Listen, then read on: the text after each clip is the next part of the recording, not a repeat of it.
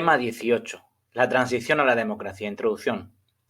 El fin de la dictadura de Franco dio paso a una monarquía encabezada por Juan Carlos I, nombrado por el propio dictador como su sucesor.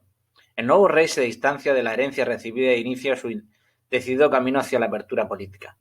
Los pasos para implantar la democracia fueron: en 1976 el rey confía al gobierno a Adolfo Suárez, que desmanteló el sistema franquista y pactó con los líderes de la oposición las bases para la celebración de elecciones para 1977.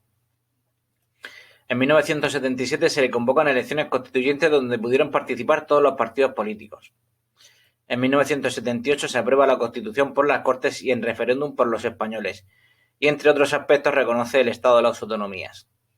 El partido que lo lleva a cabo fue la UCD, Unión de Centro Democrático, de Adolfo Suárez. El desmantelamiento del régimen franquista se debió a diversos factores: agotamiento de la fórmula autoritaria, incapaz de resolver los cambios producidos en España, el papel del rey, la actuación de las fuerzas políticas reformistas lideradas por Adolfo Suárez y la actitud de la oposición democrática, que renunció a algunos principios propios para poder hacer el cambio del sistema. También tuvo relevancia la influencia internacional favorable a la democratización de España. La transición fue difícil, con dos momentos claves.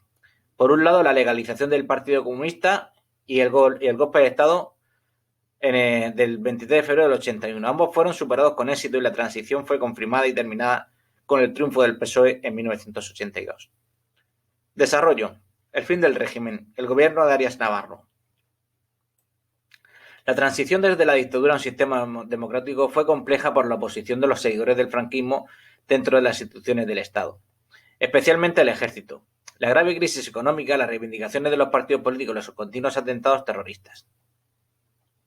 Juan Carlos de Borbón fue proclamado rey bajo las leyes franquistas, pero dentro del franquismo había dos sectores: los inmovilistas, que eran los viejos falangistas, el ejército casi en su totalidad, y el sindicalismo vertical menos unos pocos dirigentes. Creían en la posibilidad de un franquismo sin Franco. No aceptaban otra opción que la represión policial o la acción de bandas de grupos paramilitares. Luego estaban los aperturistas, sectores encabezados por Manuel Fraga, que pretendían crear asociaciones políticas que pensaban que el régimen franquista no podía durar, sobre todo una vez muerto Franco. Fuera del régimen, la oposición presentaba dos tendencias: moderada, cuyos líderes no habían tenido un contacto directo con el régimen de Franco, aunque se habían opuesto a él de manera contundente, eran los monárquicos partidarios de don Juan de Borbón, los demócratas cristianos y los liberales. Y luego la radical, estaba representada por la izquierda tradicional e histórica, que tenía una tradición obrerista. Eran principalmente el PSOE, Partido Socialista Obrero Español, el PCE, Partido Comunista de España, y los sindicatos UGT, Unión General de Trabajadores, y CCO, Comisiones Obreras. El proyecto del rey era instaurar un sistema democrático en España, pero existía un hecho histórico que dificultaba la evolución hacia la democracia: la guerra civil.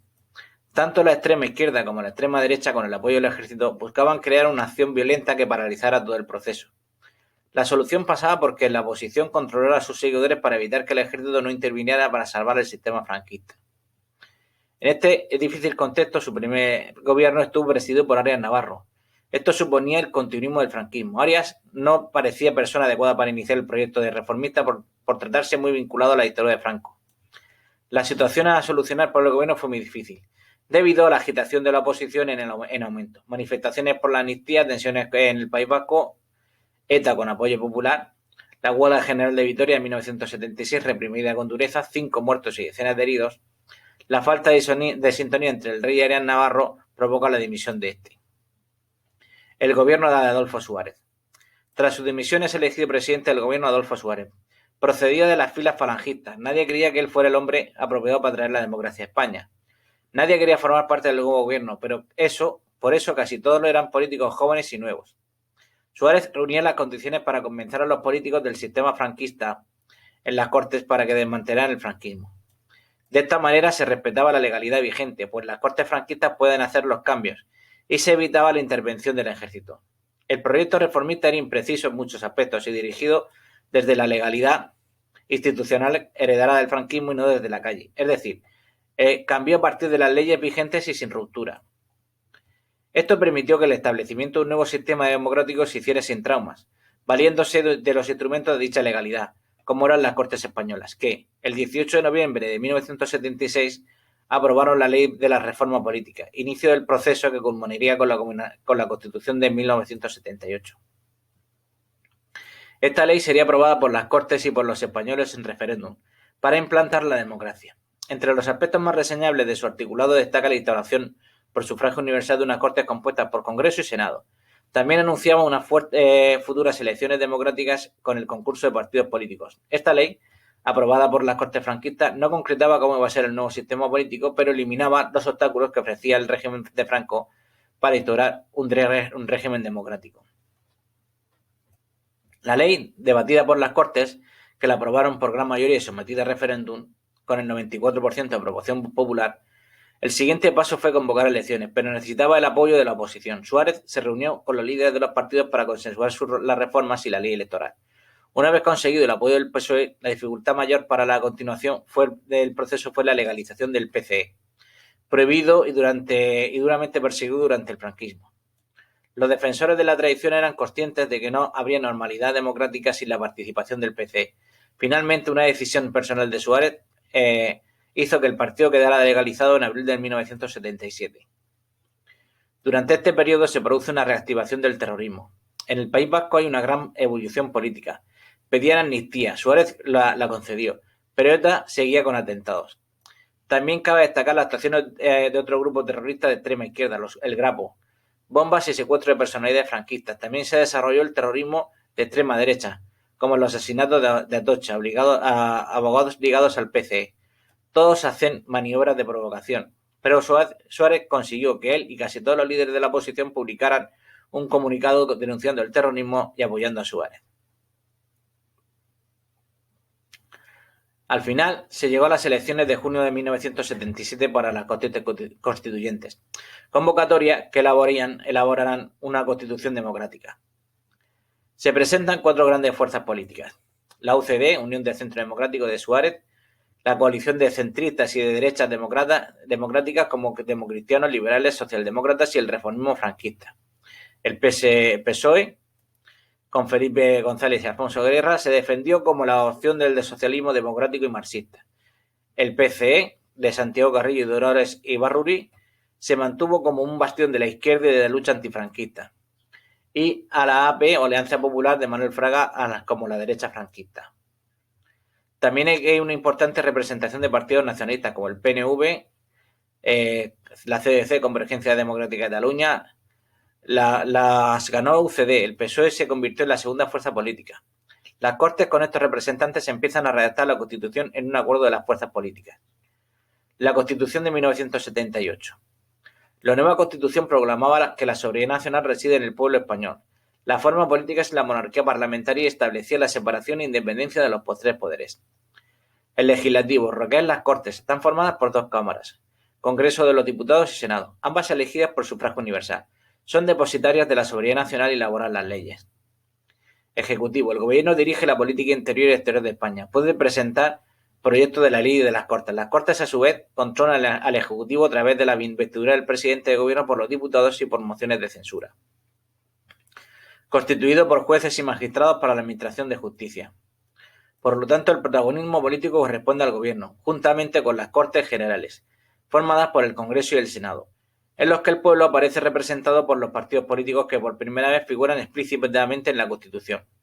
La gran novedad de la Constitución de 1978 es el reconocimiento pleno de las comunidades autónomas, conjugando la indisoluble unidad de la nación española con el reconocimiento del derecho a la autonomía de las nacionalidades y regiones que la integran.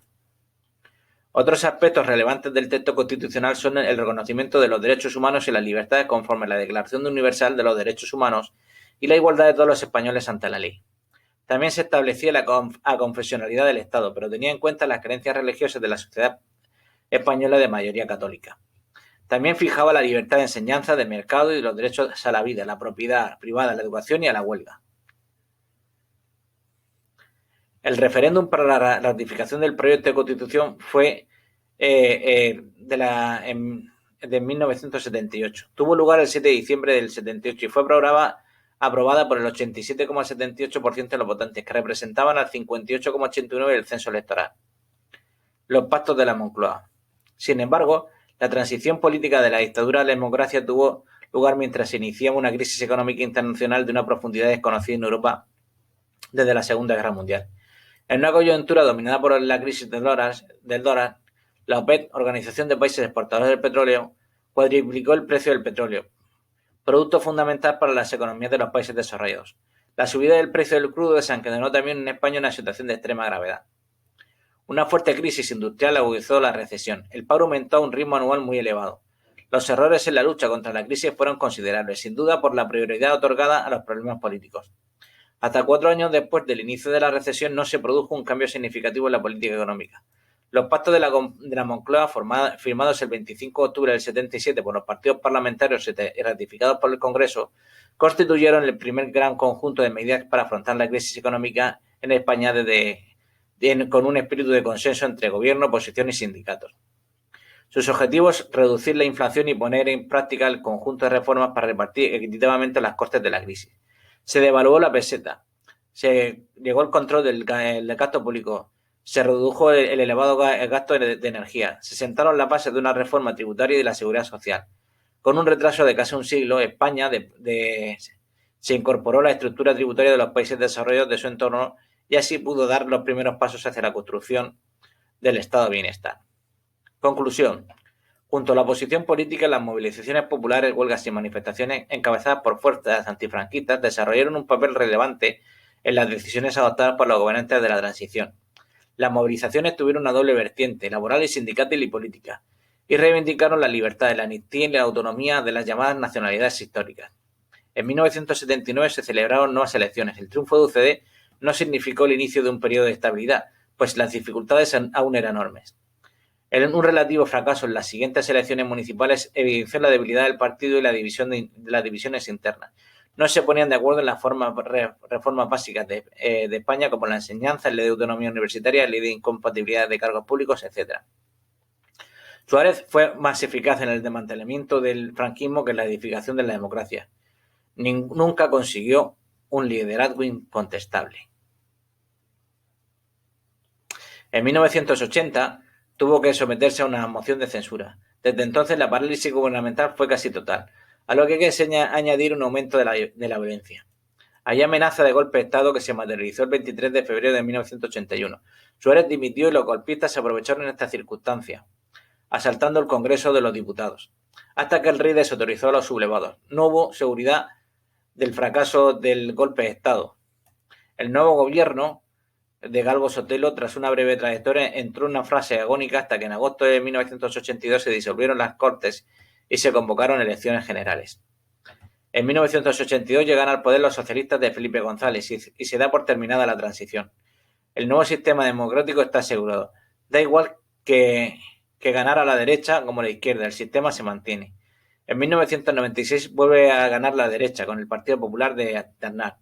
En 2004 subida al poder de los socialistas con Rodríguez Zapatero. En la actualidad gobierna otra vez la izquierda tras un paso de nuevo de la derecha de Mariano Rajoy. En cambio, el partido en el gobierno no empaña el sistema democrático porque la democracia está sentada ya en el país.